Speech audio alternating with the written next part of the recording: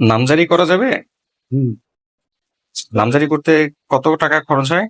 নামজারি করতে খরচ হবে, আপনার কাগজপত্র সব ঠিকঠাক আছে? সব কাগজপত্র ঠিক আছে। এই ধরেন কত শতাংশ জায়গা? এই ধরেন 15%। আচ্ছা, নামজারি করতে টাকা খরচ হবে 15,000 টাকা। অনলাইনে তো দেওয়া আছে 800 টাকা, কিছু কম। অনলাইনে আছে হচ্ছে 20 টাকা আবেদন ফি, আর হচ্ছে যে ডিসিআর কাটতে লাগে হচ্ছে 1170 টাকা, মানে 1200 টাকা। আচ্ছা, তাহলে এত বেশি চাইতেছেন কেন? এত বেশি টাকা আসলে আমাদের যে সাব রেজিস্ট্রার আছে না, যে যিনি রেজিস্ট্রি করে, উনি খায় 5,000। আর এসি ল্যান্ডে যে নায়েব আছে উনি খায় 5,000। আর এরকম অনেক কর্মকর্তা আছে, এরা টাকা ছাড়া ফাইল ছাড়ে না। ঠিক আছে, এই জন্য এই মুহূর্তে 15,000 টাকা লাগে। এবার আমার খরচ আছে না ভাই, কারণ আমি যে দৌড়াদৌড়ি করবো, আমার তো 1-2 হাজার টাকা লাগে, তাই না? এই হচ্ছে ব্যাপার। আমার তো একা একা করলে ওই দেখবেন এসিলেন্ট থেকে নায়ব সাহেব আপনার ফাইল ক্যান্সেল করে দিবে, বলবে একটা কাগজ নাই। আবার দেখা যাবে যে আরেক বড় স্যার বলবে যে এই এটা এটা কমিশন কই, কমিশন পাইবো না, এটা ক্যান্সেল করে দিবে। তার মানে কি, আপনি এক নামজারি নিয়ে বছরের পর বছর ভিতরে থাকবেন, কিন্তু নামজারি আর হবে না।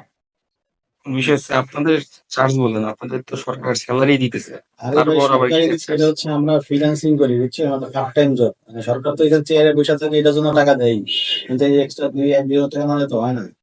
কারণ আমি যদি না নেই, আমি যদি বদ্ধ হয়ে যাই, ভালো হয়ে যায়, তাহলে আমার চাকরি থাকবো? আমার তো বসে রাখছে আমার এই কারণে, আমি টাকা কিন্তু কালেকশন করে বসে দিই। পত্রিকায় দেখেন না, নিউজে দেখেন না যে ইদানিং যদি খুব অভিযান চালাইতেছে, দেখবেন যে ডয়ারের চিপার টাকা, এই ডয়ারের কি কোনো টাকা, এরা কইতে পারে না যে কয় টাকা কি করে, সব হচ্ছে মানুষের, গরিব দুঃখী মানুষের টাকা নিয়ে নিয়ে ওগুলো সুন্দর করে বন্ধ করে দিয়ে দেয়।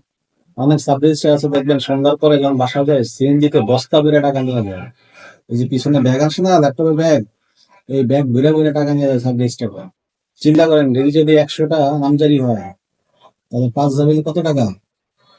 অনেক টাকা। 100 × 5 মানে কি, 5 লাখ টাকা। হুম।